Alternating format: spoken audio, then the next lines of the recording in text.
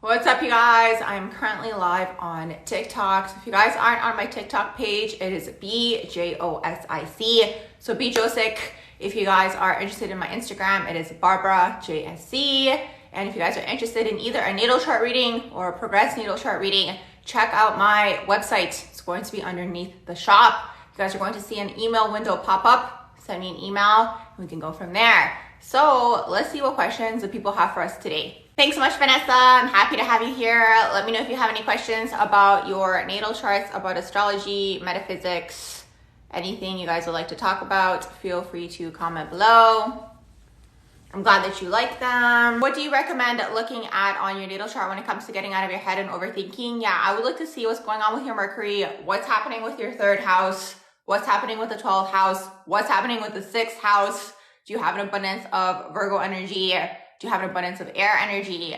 Do you have an abundance of 12th house energy? So it could be many, many things. Welcome to all the people joining. I'm answering astrology questions, metaphysical questions, questions about your natal charts. So if you guys have any questions, feel free to comment below. Vanessa says you have Pluto in the 12th house, Mercury in the 10th, Virgo. Hold on. Pluto in the 12th. Okay, Pluto in the 12th, Mercury in the 10th, Virgo sun, and it's in the 9th. You asked about overthinking.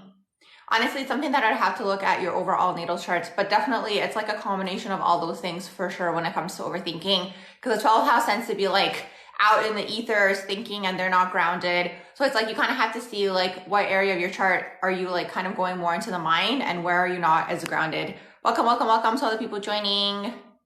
Jimena, oh my gosh, beautiful name. Thank you for confirming. I'm not answering like predictive questions.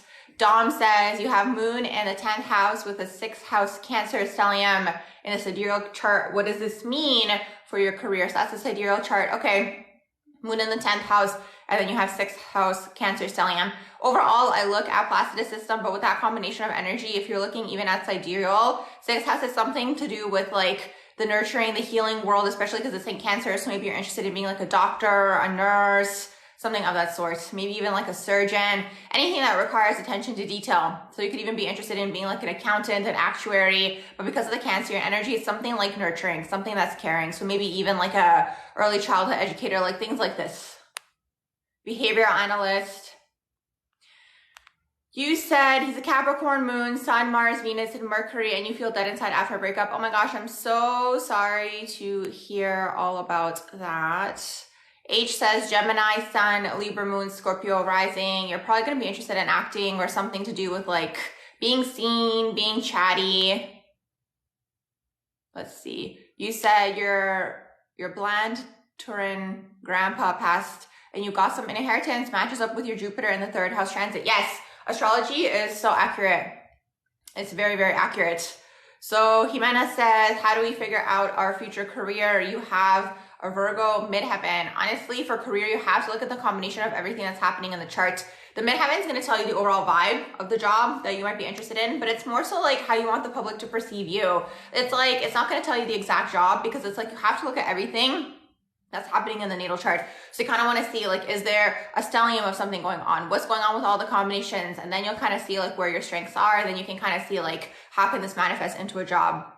With Virgo midheaven, it can honestly manifest so many different ways, right? Because Virgo midheaven can be something that's like health, healing, being of service. You'd be interested in being in the service industry. You could be interested in being a doctor, something of the sort, right? But you could also be just like, you know, maybe a veterinarian or something of that sort. So you kind of have to look at the combination of everything. Let's see what else you guys saying in here.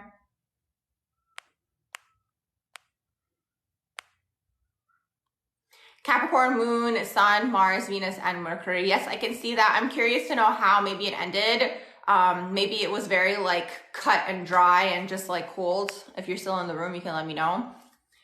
Diablito says you have Virgo rising and moon in the 1st house. How do you come off to others? You can come off very, very psychic, very intuitive. You might even come off moody with the moon in the 1st house. Virgo rising always wants to be treated like royalty. Depends though if your Leo is in the 12th house or not. So you can confirm whether it's in the 12th house or not. But Virgo rising, like overall, you can come off very competent. People might ask you for like directions, like, okay, like, you know, where is this in this store? And you're just shopping. That's kind of Virgo rising. It's like, it kind of seems like you know what's going on in the store.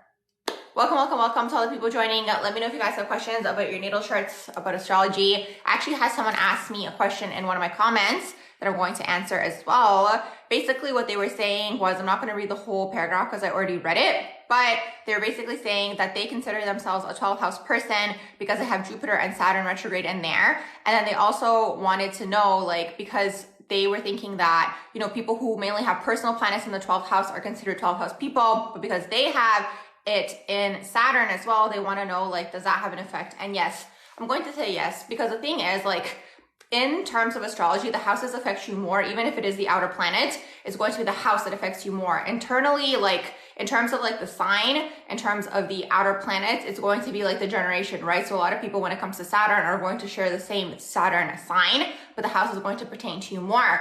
So when you have Saturn in the 12th house, it's going to be intense overall because there's a lot of karma that you're clearing when it comes to even like past lives. You're coming through to like clear all that stuff out in this current lifetime. You're closing out a lot of cycles when it comes to like father figures and, you know, like authority figures. If it's not the father, it'll be the dominant masculine role in your life. So that's the whole thing when you have Saturn in the 12th house. So it's still affecting you. And it's like, even if you were to have just the one Saturn in the 12th house placement, like you could pretty much still feel like a 12th house person because it's like, it's heavy. You know what I mean? It kind of like, in a way, sometimes overpowers, you know, and that's just energetically what I pick up on when I pick up on 12th house energy in a natal chart. Hello, LOL. How are you doing? Welcome to all the people joining. Let me know if you guys have questions about your natal charts, astrology, metaphysics, the whole 9 yards, or just like a topic which you guys want to talk about. Is moon in the first house psychic? Absolutely. Moon in the first house is absolutely psychic. Capricorn full moon. I was feeling the full moon coming and I saw a few posts today about Capricorn full moon, but it's interesting that it's in Capricorn. Yeah, that's what it's all about. So it's like anytime you have people talking about anything, like anything to do with like, you know, energy and energy work and energy healing and just like how things manifest, that's all metaphysics. Because when we look at the planes, the physical plane is the final step, right? Before the physical reality, you have, especially in terms of like the human, right? So they say we have 4 bodies. Some people say there's 7. Some people say there's more, whatever. For conversation's sake, we can look at the 4. You have the physical body, you have the mental body, you have the emotional body, and then you have the spiritual body. So when anything is manifesting, it starts in the spiritual plane first as a thought, okay? Everybody, once upon a time, you were just a thought. You were an idea, you know? Your parents were probably like, I want to have a child.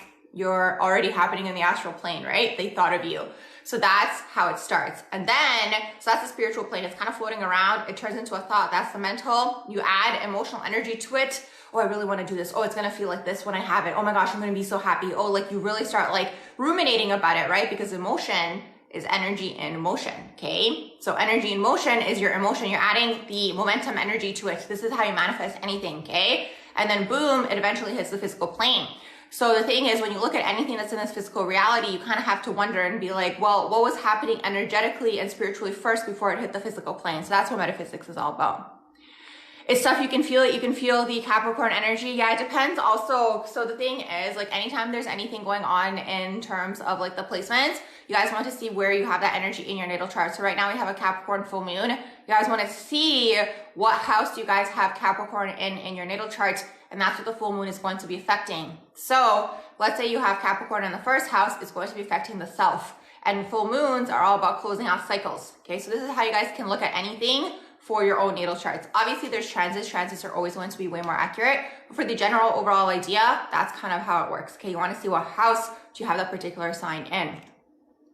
I don't want to talk, says what type of psychic. For moon in the first house, honestly, I want to say more so clairsentience, where you feel, because moon in the first house gives you the undertone of having a Cancer rising. But honestly, at the end of the day, it's all psychic intuitive energies, just kind of how we've compartmentalized it.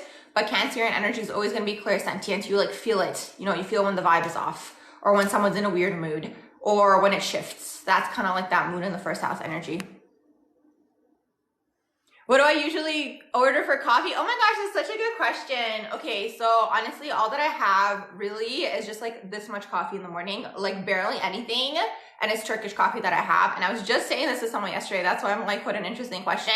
I was saying this to someone when I was traveling. I would mainly get espresso. So I guess what I drink in the morning, which is Turkish coffee, would kind of be synonymous to espressos. Like it's literally barely anything and that's it.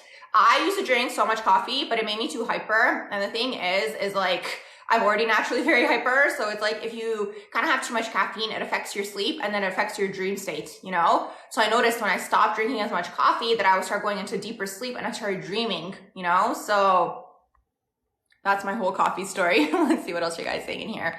But other than that, honestly, I'm not gonna lie, I love iced coffees. So sometimes like in the summer when it's like the vibes are good, I'll try to get decaf iced coffee. And honestly, if it's just like a type of social vibe, I'll get maybe like an iced coffee. I used to love McDonald's iced coffee. That was like my favorite back in the day. I used to love their caramel iced coffee. I also like Starbucks. So from Starbucks, what I like is I like their iced caramel macchiato. That's my favorite. But I'll tell you guys my order for Starbucks. I get iced caramel macchiato. I ask them to put in 2 ice cubes. I'm that customer, okay? I ask them to put in almond milk, and then I ask them to do, usually when I get it, it's going to be later in the day. So I ask for decaf, for like the decaf coffee, even though like the decaf still has a little bit of caffeine in it and I still feel it. So yeah, so I do that, and then I ask for half sweet as well. So that's my order. Let's see what else you guys saying in here. Yes, that's my favorite. I go through my phases though. Let's see what else you guys saying in here. So what do you think of an Aries sun, Cancer moon, and Leo rising? That's really interesting because it's like you're going to be fiery, but then the Cancerian energy is going to kind of like pull you back. It's so interesting. I was just thinking about this for someone the other day who was like very like fire dominant type of energy, but it's like you can feel in their energetic field that they kind of have like Cancer somewhere in their natal chart. It's really, really interesting because it's like, you know, the fire energy wants you to like, you know, the forward momentum and to go after things.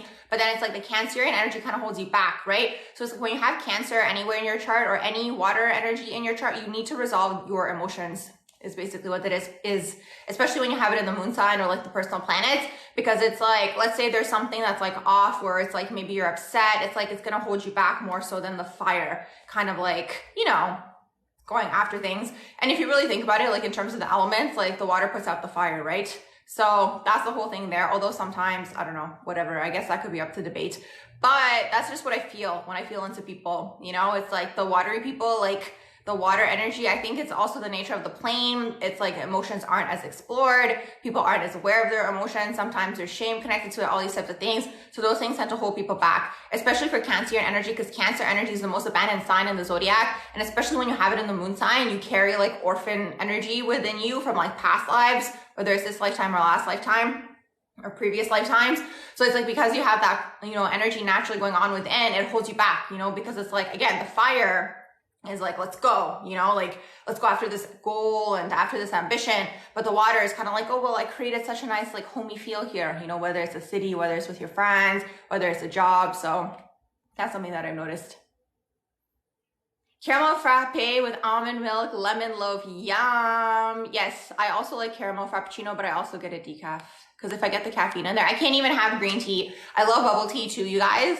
But like, again, if it's like later in the day, I get so hyper. Like, it's like I'm already naturally like, woo. And then it's just like, you know, times 5. So let's see what else you guys saying in here. Can Saturn in the 12th house give loner energy? Yes, absolutely. 12th house anywhere, because it's like you kind of, it's always like a, do you guys know what double dutch is? When you're like trying to jump into that skipping rope game.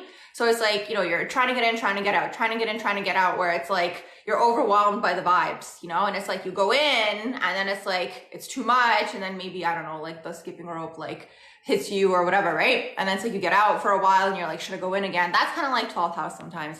What else are you guys saying in here?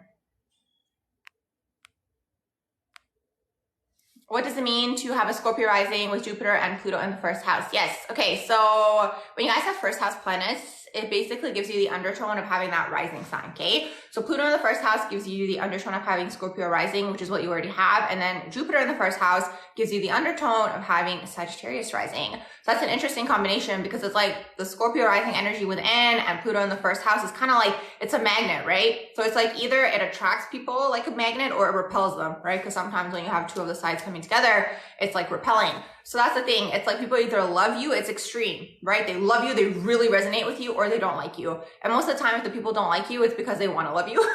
It's really what that is. Like, it really is that, because it's like, if you kind of like, you know, bring out this extreme reaction out of people, right? It's like, it's for a reason, you know, because it's like, otherwise they would be neutral and they wouldn't care. So that's Scorpio rising, Pluto in the first house. And the whole reason for that is like, because you hold up like a mirror to their, whatever it is, their issues, their own, like, you know, like whatever it is, like maybe things that they aspire to be, these types of things, okay?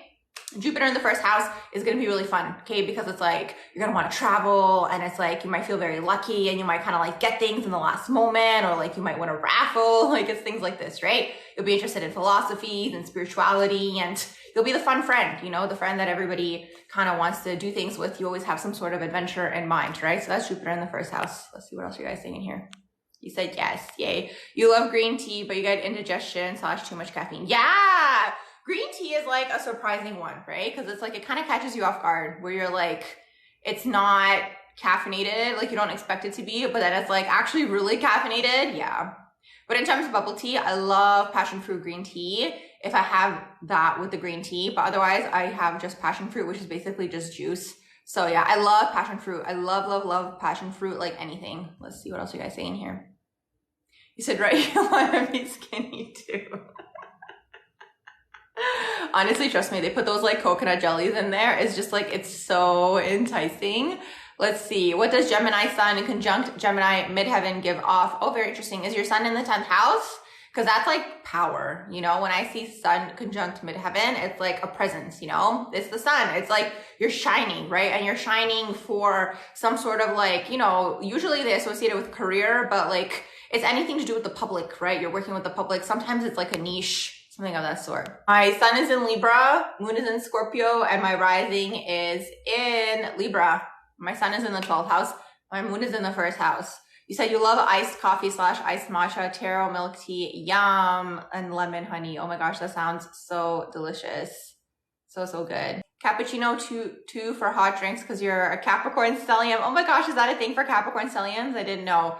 Mars conjunct Pluto in Scorpio. Oh, that's going to be hardcore. Mars conjunct Pluto is an interesting placement because it's like sometimes these people kind of like feel like they're like a target when they're younger, like for bullying and like stuff like that. And then you might have a lot of like repressed anger within. And then like later on, you might lash out at people. So that's kind of like Mars conjunct Pluto. And then on top of that, it's in Scorpio, which like Scorpio used to be ruled by Mars and is ruled by Pluto. So it's like even more of like that energy. Also, what I will say for Mars conjunct Pluto, it's like when you are mad or upset, two things can happen. When it's underdeveloped, the energy, it can be very explosive and just like say a bunch of things that are like kind of hurtful to the other person. Like you can kind of like pull out all of these shadows of the person, maybe without even realizing, and like throw it in their face. And when it's maybe a little bit, I don't even know if I want to call this more developed, but maybe in another phase of Scorpio, it can be very like calculative and manipulative and like vengeful. Like it's like, oh, you upset me? Okay, I'm not going to say anything right now because you kind of got over that whole explosive phase. Now I'm going to plot my revenge. So that can also take place. And then obviously you want to transmute all of that. How would you navigate Aries moons being a Libra moon? Be selfish? How would you navigate Aries moons being a Libra moon? What do you mean? Can you reword your question? What does Jupiter square midheaven and Sun trine ascendant? Jupiter squaring midheaven. What signs you have everything in? You said so true. Yeah, it's a thing. It's a thing. Because Mars conjuncting, you said conjuncting. Yeah, Mars conjuncting Pluto can be psychological damage when it's like in the shadow. Yeah, absolutely. Like Scorpio, honestly, overall Scorpio energy is really challenging. Like I have a whole playlist on Scorpio energy, you guys, and it's like when it's underdeveloped, like it can really go into the shadow of itself, where it's like it can become really dark and really hardcore and really manipulative. So it has its phases. It's just like the nature of like the world that we're living in. There's duality, right? So it's all about kind of like integrating and transmuting, and that's all that you can really do at the end of the day. Awareness, you know, being aware. Sometimes people ask me and they're like, how do I integrate my shadows? And it's like, honestly, like it's just awareness. You know what I mean? Like the next time that situation arises, to not react in like the shadowy type of way that you usually would. And the more that you do that, you kind of like stop having that as like your initial reaction is really what that is. What's happening astrologically right now? Because girl, you're going through the most realizations. Yes, I'm pretty sure we have like 5 planets in water placements. There's that. And we're going to be going through a bunch of retrogrades. Honestly though, if you ask me, it's because Pluto went back into Capricorn.